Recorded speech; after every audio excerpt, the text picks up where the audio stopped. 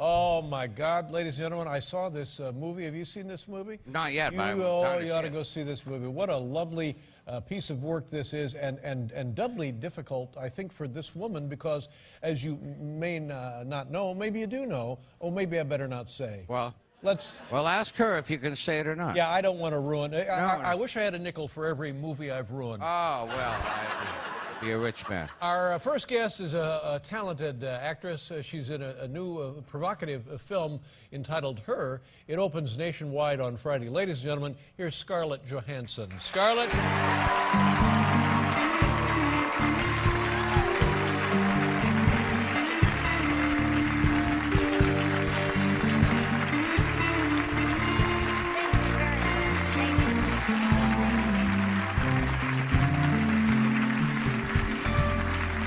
I love her.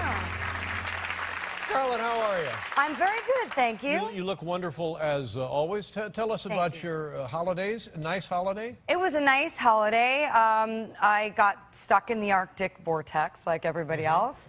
And yeah, I just, I made a snowman. Lots of hot dogs and whatever other canned foods were around. People were telling me that you're living part-time or some of your time in Paris. Is that true? Yes, I do. I actually, I decided to take the plunge and move to Paris. And it's great. I love it. I mean, of course, some of the, the stardust twinkles worn off a little bit now. And, you start to, all the things that you thought were charming before are just... annoying. Yeah, well. I don't want to say I'm just offended an entire nation of people, but like usual. But well, I'll tell you, they're lucky to have you, for heaven's sake. Well, that's what I think, of course. No, but it's the little things, like I mean, of course, when I first got there, I thought that people were not. That the whole kind of rude Parisian thing was just like, people aren't rude, they're wonderful. Yes. Oh, that was before I was a mainstay there, and then people decided that once I wasn't going away, they could just be really terribly rude to me. they could relax and be rude. Yeah. Just be themselves. Now, I know very little about Paris. Tell us, which arrondissement? Oh. Wow. Oh, around. Yeah. around. I live in the left bank, actually. Well, which it's very nice over yes, there. Yes, it's the kind of artists. Is it near the Latin Quarter? Yes, it's close to the Latin Quarter. You're getting warmer. You're getting warmer. And what do you do there? I like to walk around. Oh, it's a beautiful city to walk yes, around. I like to walk around. I mean, well, as I was saying, people there are ruder now, and so I mean, I like to walk around, but it's frustrating because, well, people there don't have. I mean, I'm from New York, and I assume that I'm the best, like an amazing walker because, I'm from New York. You haven't seen my mom walk. Ready? Get her out of here. Well, I just assume that, I mean, because we're from New York and you're kind of, it's a wonderful dance on the street. You kind of avoid and do this, it's a choreography walking down the street. They're both two great walking cities, and you're from one of them. Right. Yes, when I got there, I assumed that, it's this kind of provincial town. People don't know how to walk here. Like, they don't walk anywhere. They walk everywhere. And the fact that they're just body checking me as they come, it's just part, they're just confused. Yeah, that's right. But no, they're not confused. And now, so I just do like a stare down from halfway down the block. And I started getting really aggressive with people now. Good for you. And I don't care. Yeah. Are you with her, ladies and gentlemen? She doesn't care. I'm a superhero, for Christ's sake. You know what I mean? Now, I want to talk to you about this film, Her. Oh, my God, you got a hold of something here. Now, first of all, I have questions. Can I say, or should I not say? Did people know, or do they not know? You know what I mean? are you talking about? Well, I'm scared. I mean, you're in the movie. You're in the movie. Yes, I am in the movie. Yeah, but people might hurt themselves trying to find you. Right. Can we say that? The big reveal? Is it a big reveal? Well, I don't know. I never know what to say. Just. You know what to say. You're good with words. Just say it. But she's. No. Well, you only hear me. You never actually see me. That's right. They hire this actress, so we only hear her. Well. Now, first of all, Is the money the same? The same as what?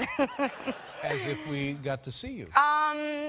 You know what? I'd have to ask my agent about that. Maybe I got cheated out of something. I don't think there's a lot of money in a Spike Jonze movie. You kind of do it for the free food. Now this is first of all, I know nothing about Spike Jonze. Have you worked with him before? I've never worked with him before. I love his work though. I mean, I've always been a fan of his, and it's a whole new creative process doing what I did, because I did all of my stuff post-production in a studio with Joaquin and with Spike, and then sometimes the picture. So I never got to see anybody working on set, really. So right. And one wonders if for an actor that's more a difficult part of the process. But you are actually there with your co-star. Yes. Yes, but in the film, you're not really there with your co-star. You're just listening and talking back and forth. Yeah, it's a different kind of a challenge, because I think in some ways you're sort of in a very contained environment, and so everything is heightened in some way, and you're hyper aware of all your intonation and all the nuance in your vocal performance, and so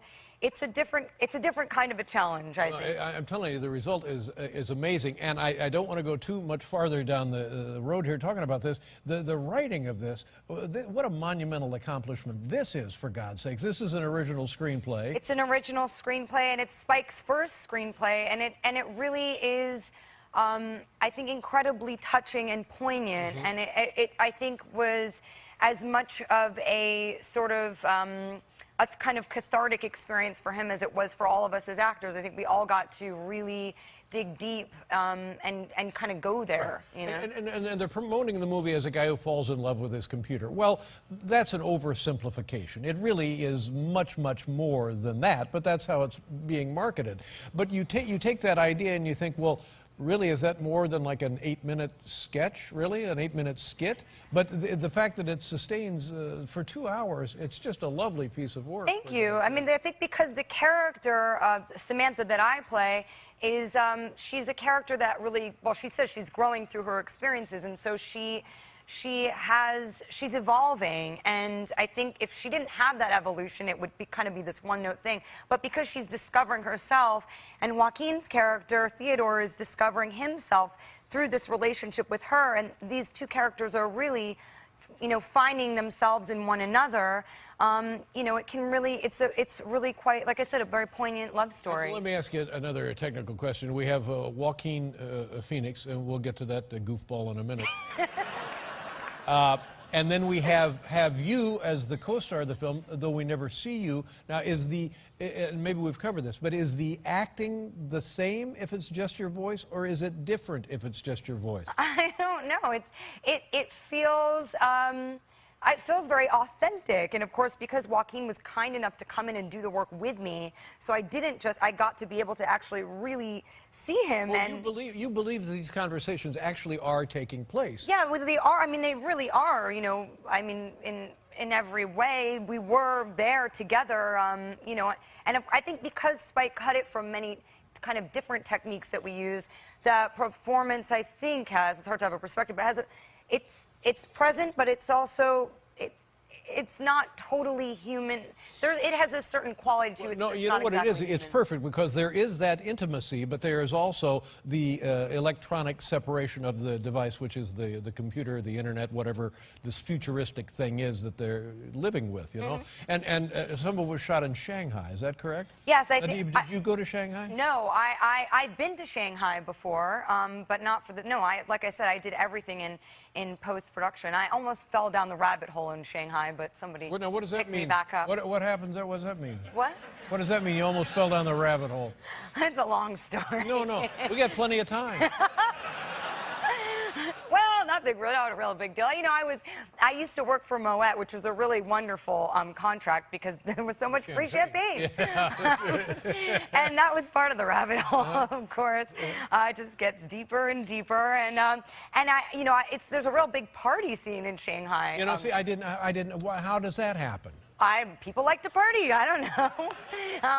I mean, yeah, they're very enthusiastic. Big nightlife there. Lots of like night markets and nightlife and all kinds of music. And you know, I guess one glass of champagne led to another, and I almost fell down the rabbit hole, but somebody caught me. Whoa. Now this sheds a whole new light on Chinese behavior. I thought they were, honestly, I thought they were commies. You're not allowed to say that. You're not allowed to say that. And that's, to me, then I see Shanghai, and it's like, oh my God, it's the city of the future. I don't want to participate in this conversation.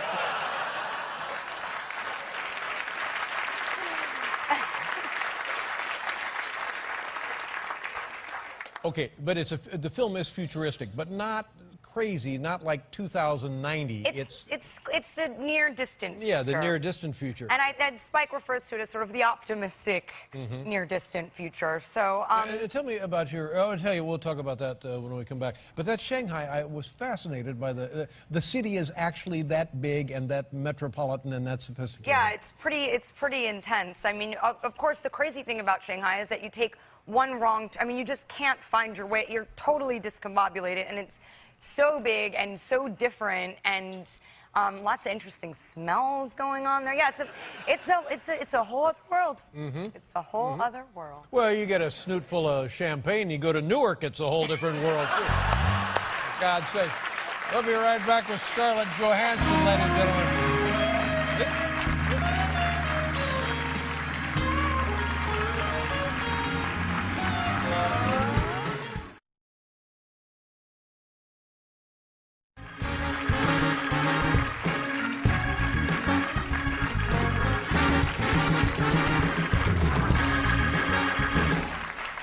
Scarlett Johannson, ladies and gentlemen, and my apologies to China. You're going to hear about that. No, will I? Let's talk about Joaquin Phoenix. What a guy this is in this movie, and you wouldn't necessarily think he would be in this movie. On the other hand, he's perfect in this movie. He you know is. What I'm saying? You see a real vulnerable part of Joaquin, which is when you know him. I mean, I'd never met him before. I only knew him from your show. Well, yeah. Although I did once, actually, that's not true. I did once meet him several years ago in a restaurant, and he had ballpoint pen written all over his hands and face, I remember. And I think he was wearing a suit and tie. He's not like that anymore, though. No. He's much more of a grandma now. I wish I knew him then, actually. Sure, he had the contract with Moet. Is it Moet or Moet? It's Moet. Moet. Yeah. But he comes on this show, and we're playing the little practical joke. He's going to leave films and so on and so forth. And then, so he takes they set him down for 2 years and say, okay, you're out of show business. You can't do that. And then he comes back, and he starts doing films, and you really get a sense of quite remarkable actor this guy is. He is. He's an incredibly sensitive, I think hypersensitive person. And when you meet him, you really see that. You know, everything that he is incapable of filtering anything, and so ideas even too, apparently. And he just, all of that comes straight through him, and you know that you see that in person, then you can see that as part of his performance. I think that's what makes him so watchable and enigmatic. The other thing that I noticed during the film is they have, and I guess this is the director's decision, they have chosen futuristic pants. Yes. The men wear pants that are not quite right, and I'm guessing, well, they're not. I mean, I'm correct about that. They're like big diaper pants, kind of. That's right. They're big diaper pants. Hi, I'm Dave Letterman for Big Diaper Pants. Are you like me? Do you always have to go? But it's, well, let's look at a clip here.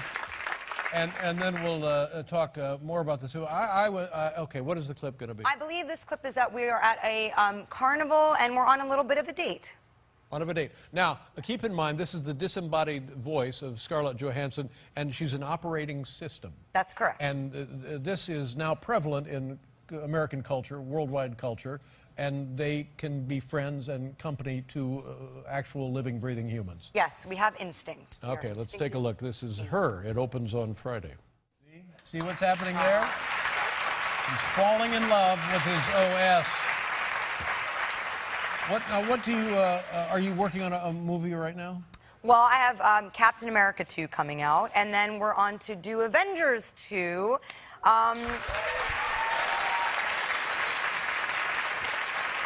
Yes, the fight continues, of course. You know what that movie needs? Futuristic pants. We have them. They're in the form of a foundation garment. But do you ever get any? What are you and your fiance? Are you engaged? I am engaged. What does the man do? Your fiance? He's in advertising. Advertising? Yes. And he's like in French advertising? I guess so. Yeah, French advertising. Yeah. Sure. I'll bet he speaks English, right? Sometimes. Yeah. Now, do you speak French? I don't speak any French, no. I mean, the important words, of course, I know. What are the important words in French? I'll tell you later. But you must learn to speak French, or the Parisians will continue to be rude to you. Really? So Yeah. you think it'll get better if I start to speak their language? Well, they hate it when you try to speak their language, and then they are very disdainful of that because they can speak English far better than we can speak French. So they what hate am I that. going to? I'm going to lose then either way. Well, you'll get so good at French, and with you don't have to perfect it. I'm sure that it'll be fine. That'll. Yeah, there's other ways I can charm them, I'm sure. But no, my intention is to learn French, of course. But like you said, of course, every time I try, they sort of pat me on the head and then just say, just speak English. It's way easier. We'll get through this day. You know what I've noticed with that in any other language, if you commit to a question, if you ask them a question, like in Germany, wo ist die Bank? Where is the bank? That sounds like where is the bank? Wo ist die Bank? And then they start to respond in German, and then you're screwed. I don't know. I just needed to go to the bank. I don't. But now, is your husband helpful? You're not married, are you? No, he's just my financier. He's very helpful, and he speaks very good English. So we don't have, between. I mean, of course, I would love when you're in a couple and you're trying to communicate a complex idea, such as, do you think it's my greatest gift to unload the dishwasher every night? It's easier to just say that in English. You know what I mean? Sure. I mean, you could just kind of have those complex conversations. Is he a nice fellow, this guy? Yeah, he's all right. How long have you known him? Why? Well, I'd like to know. I've known him for a couple of years. We've been dating for about maybe a little bit over a year and a half. What's he like to do? Is he golf? No. What does he like to do? He likes to read, complain. Uh-oh. He's French, you know what I mean? Yeah. He loves art. He's very into art and culture and all of that stuff. Yeah. That's his main thing. Well, good. Yeah. And maybe when you come back, we'll meet the man. You never know. Yeah. You never know. Well, I'm terribly excited about this motion picture, and as you know, nothing really excites me. It's called Her, ladies and gentlemen, and it's the lovely Scarlett Johannson. Go see it on Friday. Good to see you. God bless you again. Thank you. Thank you so much. We'll be right back with John Grant, ladies and gentlemen.